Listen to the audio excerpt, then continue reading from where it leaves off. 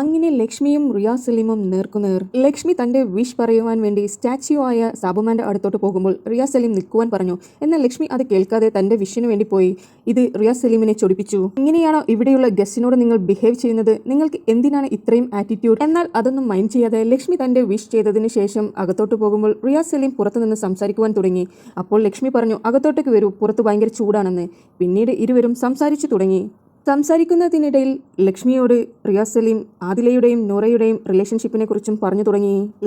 ലക്ഷ്മിയുടെ നിലപാടിൽ തന്നെ ഉറച്ചു നിന്നു. എന്തുതന്നെയായാലും ഞാൻ അവരുടെ റിലേഷൻഷിപ്പ് നോർമലൈസ് ചെയ്ത് കാണിക്കുന്നതിനോട് ഒട്ടും യോജിക്കുന്നില്ല എന്നുള്ള നിലപാടിലായിരുന്നു ലക്ഷ്മി. അപ്പോൾ റിയാസ് സലീം ചോദിച്ചു, എന്താണ് ഈ നോർമലൈസ് ചെയ്യുവാൻ ഉദ്ദേശിക്കുന്നില്ല എന്ന് പറയുന്നത്? എന്താണ് അതിന്റെ കാരണം? അത് നിങ്ങൾ വ്യക്തമാക്കുവാൻ പറഞ്ഞു. എന്നാൽ അതിനുള്ള മറുപടി ലക്ഷ്മിക്കില്ലായിരുന്നു. ഇത് എന്റെ മകനുൾപ്പെടെ കൊച്ചുകുട്ടികൾ കാണുന്ന പ്രോഗ്രാമാണ്. അത് ഇവിടെ നോർമലൈസ് ചെയ്ത് കാണിക്കുന്നതിനോടാണ് എനിക്ക് വിയോജിപ്പ് എന്നാണ് ലക്ഷ്മി പറഞ്ഞത്. പിന്നീട് ലക്ഷ്മിയും റിയാസ് സലീമും ഒരുപാട് നേരം സംസാരിച്ചു.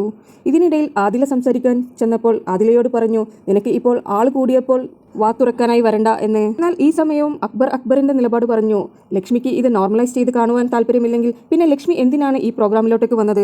താനിപ്പോൾ ഇവിടെ ഉള്ളതുകൊണ്ടല്ലേ തന്റെ മകനായാലും ഈ പ്രോഗ്രാം കാണുന്നത്? നീ ഇത് പുറത്തുനിന്ന് കണ്ടുവന്ന ആളല്ലേ? അതുകൊണ്ട് തന്നെ ആദിലയും നൂറയും ഇവിടെ ഉള്ളത് നിനക്ക് അറിഞ്ഞു വെച്ചുകൊണ്ട് പിന്നെ നീ എന്തിനാണ് ഇങ്ങോട്ട് വന്നതെന്ന് അതിനും ലക്ഷ്മിക്ക് മറുപടി ഉണ്ടായിരുന്നില്ല.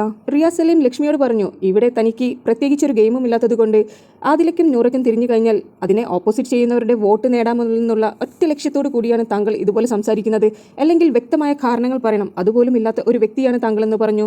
ഒട്ടും ഹ്യൂമാനിറ്റി എന്ന് പറയുന്ന ഒരു സാധനം തനിക്ക് ഇല്ല എന്ന് മുഖത്ത് നോക്കി പറഞ്ഞു. പിന്നീടും കുറേ നേരം അവർ തമ്മിൽ സംസാരിച്ചു ഇതേ തുടർന്ന്. എന്നാൽ റിയാസിനെയും ആദിലയെയും നൂറയെയും സപ്പോർട്ട് ചെയ്തുകൊണ്ടായിരുന്നു മറ്റുള്ള എല്ലാ ഹൗസ്മേറ്റ്സും ഉണ്ടായിരുന്നത്. റിയാസ് മറ്റുള്ളവരോട് ചോദിച്ചു, ഇത്രയും ഇടുങ്ങിയ ചിന്താഗതിയുള്ള ആളുകളുമായി നിങ്ങൾ എങ്ങനെയാണ് ഫ്രണ്ട്ഷിപ്പ് വെക്കുന്നത്? നിങ്ങൾ എങ്ങനെയാണ് അവരുടെ കൂടെ ജീവിക്കുന്നതെന്ന്.